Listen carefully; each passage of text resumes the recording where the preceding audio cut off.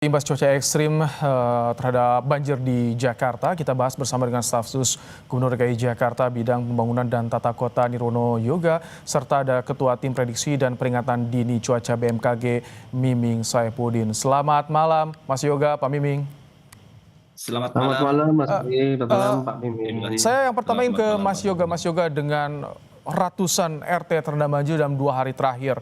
Bahkan ada korban jiwa juga kemarin, di minggu kemarin di Cilincing juga 3 korban.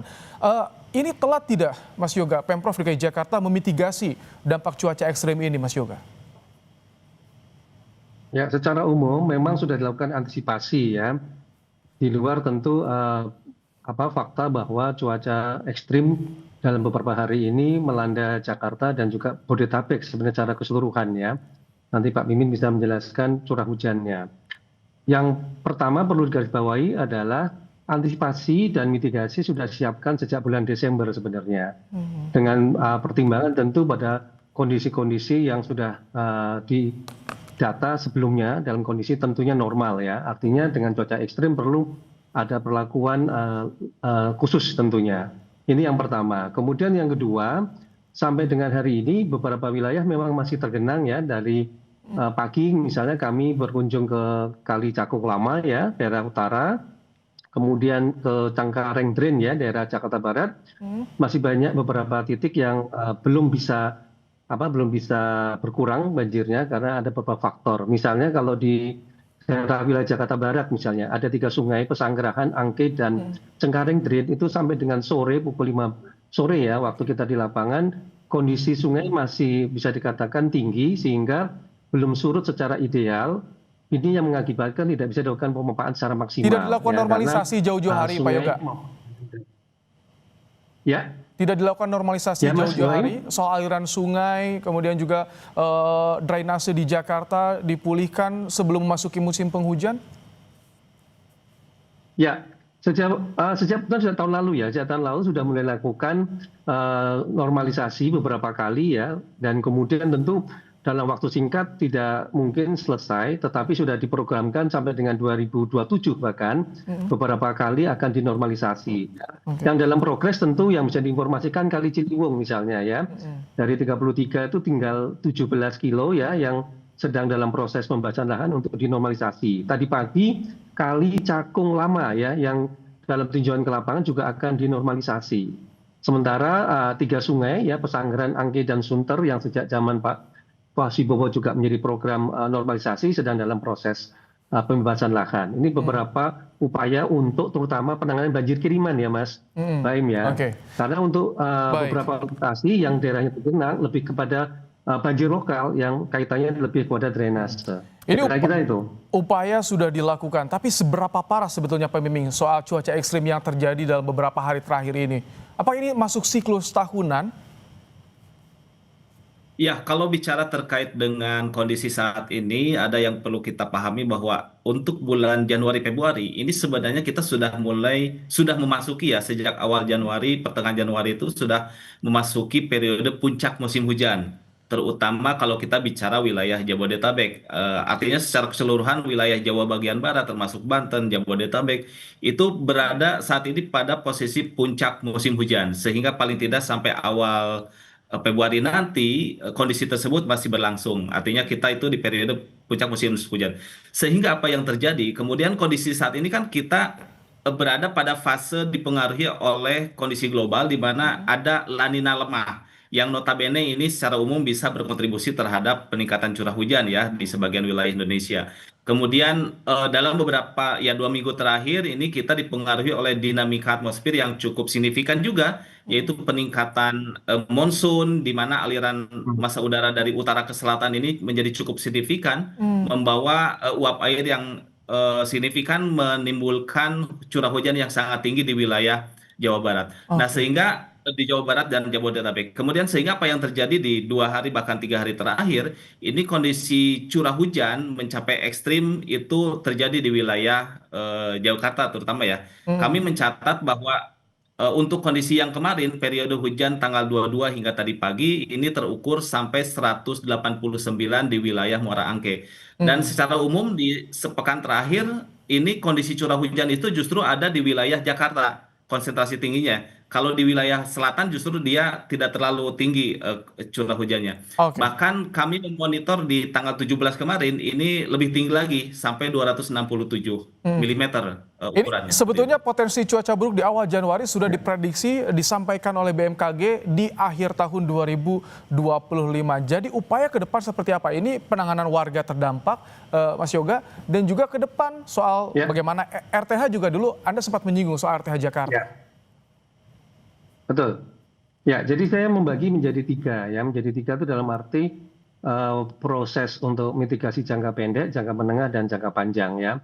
Berdasarkan data dari BMKG misalnya, untuk jangka pendek ya itu dalam beberapa hari ke depan, misalnya sampai dengan tanggal 27 ya, akan dilakukan operasi modifikasi cuaca yang tujuannya sebenarnya untuk mengurangi curah hujan dan intensitas hujan, di mana akan berdampak terhadap misal daerah-daerah yang terdampak banjir bisa berkurang surutnya sehingga dapat segera dilakukan operasi penanganan maupun mitigasi di lapangan. Sementara itu juga tentu akan mengoptimalkan pompa-pompa yang ada. Tapi ini dalam jangka pendek. Sementara untuk jangka menengah tentu kita ada 3 program utama yang sedang disiapkan seperti normalisasi kali ya dalam konteks tadi ada beberapa sungai termasuk Ciliwung tadi, pembangunan waduk baru ya. Waduk baru sudah ada 5 waduk di daerah timur, 2 waduk di selatan dan 2 waduk di Jakarta Barat ya, yang sebagai upaya mitigasi jangka menengah. Sementara untuk jangka panjang tentu program terbesarnya seperti Mas Pembiling tadi, penyediaan ruang terbuka hijau, kemudian juga rehabilitasi atau peremajaan saluran drainase, sehingga secara umum upaya penanganan banjir secara menyeluruh juga dapat dilakukan. Mas Yoga, Tetapi ini catatannya satu hal adalah juga Mas Yoga, maaf saya potong satu hal juga soal penertiban proyek galian karena ini memperparah kemacetan imbas banjir, Mas Yoga. apa? Maaf, Soal ulangi Mas Soehim. penertiban proyek galian, ini kan yang salah satu memperparah kemacetan imbas banjir. Proyek-proyek galian. Penertiban, maaf. Proyek Oh galian iya, kan iya, betul, betul. Ya, ya, betul. Jadi dalam evaluasi terakhir kemarin memang sudah diantisipasi beberapa proyek penggalian yang diidentifikasi maupun beberapa proyek juga nih sebenarnya yang menghambat, terutama aliran air pada saat ini sedang dilakukan dalam tanda petik ya umpamanya ya penataan untuk mengantisipasi jika ada banjir tinggi, curah hujan tinggi agar tidak terganggu lalu lintasnya. Itu yang pertama. Kemudian yang kedua, dalam beberapa hari ke depan ini aktivitas masyarakat diarahkan untuk melakukan work from home dan school from home. Tujuannya lebih kepada memberi kesempatan kepada OPD terkait untuk bekerja maksimal di lapangan, terutama menghadapi banjir ya, dengan pembagian tugas yang jelas, misalnya dari SDA, BPBD, termasuk juga tadi Dinas DBM ya, terkait dengan penggalian dan juga tentu dengan Dinas Perhubungan untuk mengatur rekayasa lalu lintas. Oke. Itu beberapa hal yang sedang dan akan disiapkan. Baik. Terima kasih Mas Boy. Pak Miming, dalam beberapa hari ke depan sampai kapan nih cuaca ekstrim akan terjadi di Januari ini atau sampai Februari? Pak Miming.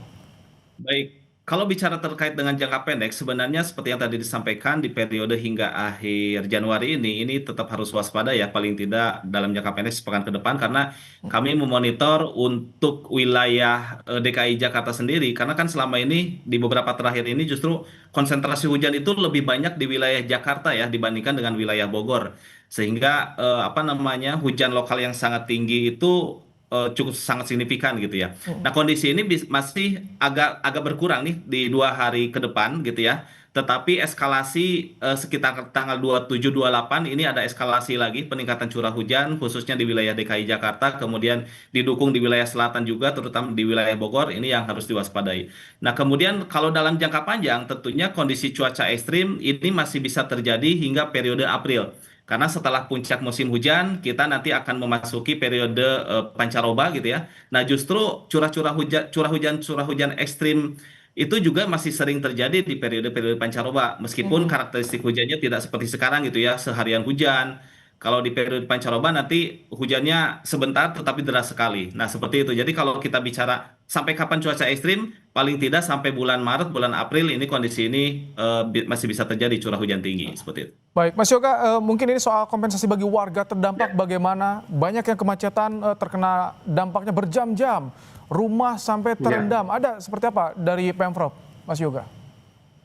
Ya, secara umum ada 3 juga yang perlu diberi catatan tadi ya. Kalau kita lihat dalam beberapa hari memang dampak dari beberapa wilayah yang terkena mengakibatkan kemacetan lalu lintas. Oleh karena itu sedang dilakukan, terutama titik-titik yang terjadi genangan banjir terkait dengan terutama ketersediaan saluran drainase dan juga optimalisasi pompa, ya. Di samping juga didukung dengan dukungan rekayasa lalu lintas dari teman-teman di Sub. Yang kedua yang tadi sudah disampaikan juga oleh Pak Gub, yaitu selain OMC, ya, yaitu penerapan work from home dan school from home, ya, atas rekomendasi dari BMKG terkait dengan cuaca ekstrim dalam beberapa hari ke depan. Rencana kalau dari perkiraan BMKG tanggal 27, ya, yang akan diberlakukan hal itu untuk mengurangi aktivitas dan mobilitas warga sehingga OPD terkait di lapangan bisa bekerja optimal untuk mengatasi banjirnya, Mas, terutama di daerah yang titiknya rawan banjir. Dan ketiga, tentu informasi terutama, ya, teman-teman dari Diskop Info akan memberikan update informasi termasuk juga dengan BPBD dan termasuk juga referensi dari teman-teman BMKG terkait dengan perkiraan atau prediksi cuaca dalam beberapa hari ke depan. Baik. Itu kira-kira, Mas. Terima kasih bagaimana Pak Nirwono Yoga menyampaikan penanganan masalah banjir yang melanda Jakarta. Terima kasih juga Pak Miming Saifuddin dari BMKG yang menyampaikan potensi cuaca dalam beberapa hari ke depan. Terima kasih telah bergabung di Kompas Malam hari ini.